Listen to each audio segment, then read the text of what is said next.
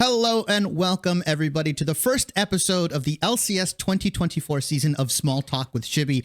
I'm joined by the great NRG Palafox coming off a big win. Obviously, start of the season, feels good. Probably wanted to end the week 2-0, but 1-1 is still good. How do you feel just about the start of the season and kind of getting back into the groove of things? Because coming from Worlds into LCS, there's not too much downtime. Like, did you feel like you had enough kind of time to get back into LCS and get back into the competitive mindset? It's funny that you say that because normally, every single off season, obviously I've lost, right? So I've had like a 4-5 month off season, and normally I take 2 months off where I just don't play League at all.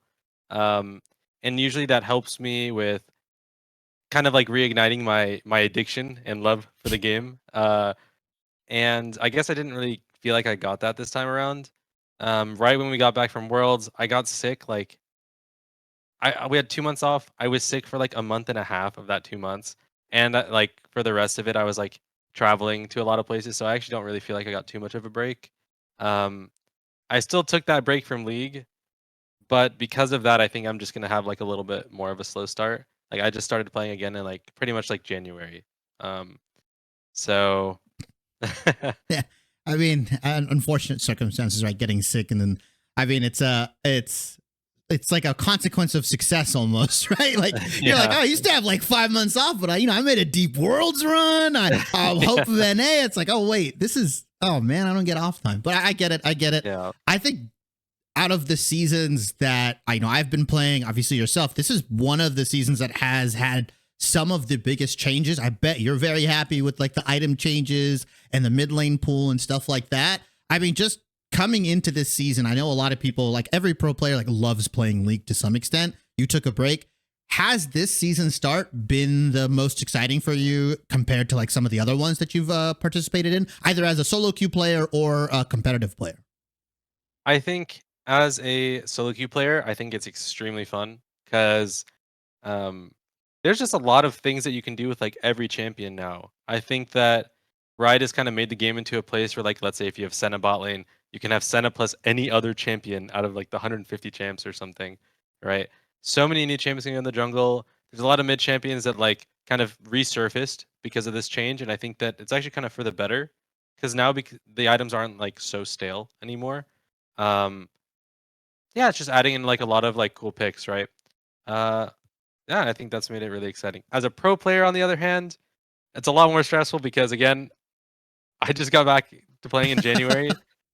When we loaded up in scrims, I was like, well, I don't know what to even build. I don't know what's good. And I'm sure it's like that for a lot of teams, right? Yeah. Um, but yeah, I mean that is like a bit stressful, especially considering like we just kind of won, we went far. People expect things from us now, but Yeah.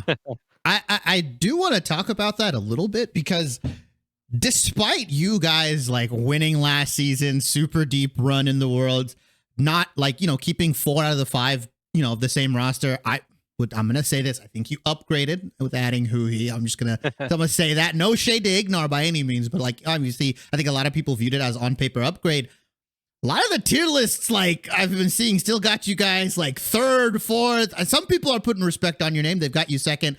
I'm just surprised they don't have you first. Do you think the C9 roster kind of hype is a little bit overblown? Like for me, I think you guys are like a shoe-in, at least from the beginning, to have a strong start. Not, you guys didn't replace too much of your roster. You guys are still the same team on paper. Do you kind of feel that a little bit, or is like you said, the expectations, the pressure a little bit more because you guys were so successful last season? I think that there's a little bit of the expectation that we needed to have like a better start. I can feel it like from my coaches and some teammates, right? Yeah. My own personal expectation is like I don't really care what happens in the regular season as long as we make it to playoffs. I kind of know that like I feel that we're just gonna go far anyways, and it's probably gonna be us and C9 in the finals. And with C9, I think that I think that they're a pretty good roster for sure. I think that my only skeptical points, like with I guess Jojo and Blabber, is that I was wondering how their synergy would go. I was wondering how Blabber's like champ pool would like end up panning out. And I think Jojo's champ pool has been historically like low for champions he's extremely good at. So I just kind of want to see him expand that. And if he expands it and he's like playing extremely well, I kind of think it gives me motivation to play better for myself. So I mean, you're somebody that, can kind of brag that, like, yeah, I beat both of these guys. Like, they're not, and obviously individually, separately on different teams, don't get me wrong. But like, I would say you're probably one of the individuals that's like the most knowledgeable about playing against these kind of guys. And I think your assessment of JoJo is correct, right? Like, he does historically, like, obviously he's been playing the game kind of the least amount in that sense, where he doesn't have the experience, like, funnily on like older champions or knows how to lane against them, stuff like that. In regards to kind of retooling a small part of a roster, what has been the biggest kind of change going from Ignar to Huhi? Because they're both very good, engaged players. They're both very, in my opinion, what I've seen, decisive kind of voices.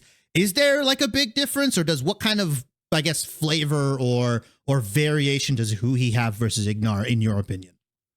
So I think that the way NRG style will probably start to shift is probably less to being like an explosive, like I mean, I still think that we're gonna be like pretty explosive, but I Yeah. think that Ignar kind of allowed us to like trusted us to like make our own plays a bit more. But I think Mhm. with Jay, he kind of adds like a little bit more stability, and we're probably just gonna be making like I think our macro in late game will probably be a little bit stronger with him.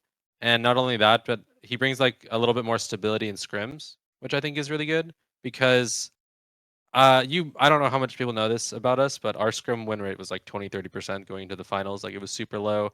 At Worlds it was super low. But on stage we always play like super differently. I think we're gonna be a little bit more closer from scrims to stage this split. Perfect. Perfect. And I think that's probably an apt assessment. I also think you guys, I mean, small sample size, but I feel like cohesively as a team, like you guys are kind of making more plays together. I think the idea that, you know, players like Huhi and somebody like Contracts, them working together as a jungle support duo is so much more important, I think, this season because of like how bot lane is now, how important like keeping mid coming down to bot lane to dive, that kind of stuff. Yeah. Yeah, I think that's so much more important. I do want to talk about kind of like the mid lane matchup because you talked about like, oh, there's all these champions, but then it's like inevitable. It's Corki versus Azir. Is that kind of just a byproduct of Azir being in the meta that now Corki comes back in? I think it's that Riot didn't realize, but in pro play, Corki was like getting some pickups last split, and now that they nerfed some champions, that kind of brought him back into meta a little bit, and they buffed Corki, and that kind of together is just like pushed him over the edge to not have too many counters. Um, like I kind of have my own personal counters, and I have my own like play style of how I want to play against Corki. But I think that right now, this early in the season, you kind of need to have like a little bit more like team cohesion for that to work out. Um, it's kind of the same with like Talia Azir, how I wanted to play it yesterday. Um, I think that we could have easily won the game, but our team cohesion and our team like actual team fighting and skirmishing wasn't really there. Otherwise, you can see like I don't know, we were getting siege on our top tier 3, and, like, my play to go on Azir was he had no flash. I wanted to try to bump him with my ult and get a combo where, like, he burns his E, I can put down rocks and, like, flip him, right? Mhm. Um, I don't necessarily think our comp was too good, but I also don't think our team fighting before that point, before it got there, was actually, like, good. So, with that with that in mind, I do think it's, like, gonna take a while for some teams to get there before they start playing harder to execute team comps that are just more rewarding. Yeah, I think that's fair. Uh, Final question here is I did get the 1 minute warning. I mean, what expectations do you have for your team in regards to playing against the competition, right? Because two teams have been removed.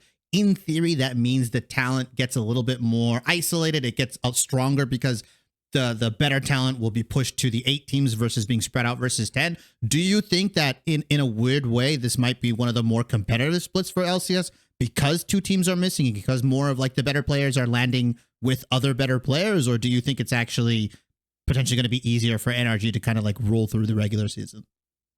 I think that right now, I think that TL, FlyQuest, us, C9 and to some extent TSM have like good rosters.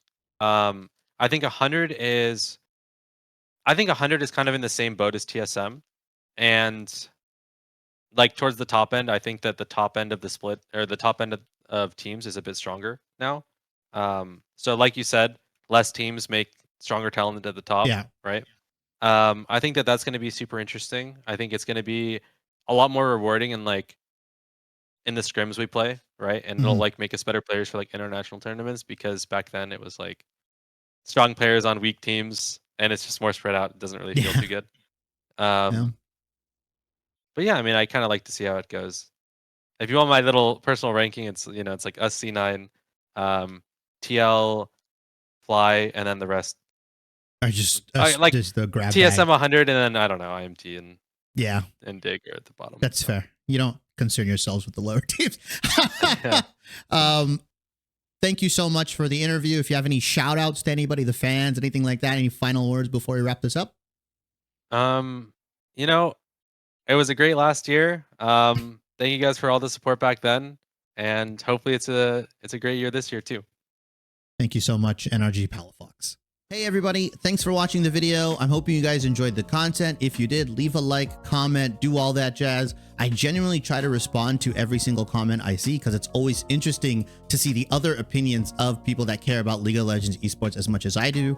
Obviously, the best way to support me is to hit that subscribe button and hit the bell for notifications on my latest uploads. If you want to see more of me and my content, I stream on Twitch 5 days a week. The link will be in the description box below. If you are into short form content, I'm also on TikTok. We talk about LPL, LCK, LEC, all the stuff over there. We talk about roster moves. So if your jam is short form content, head over to TikTok, hit the follow button there. I'm also on Twitter. So all of that stuff will be in the description box below. But other than that, thanks for watching the video and I hope to see you soon.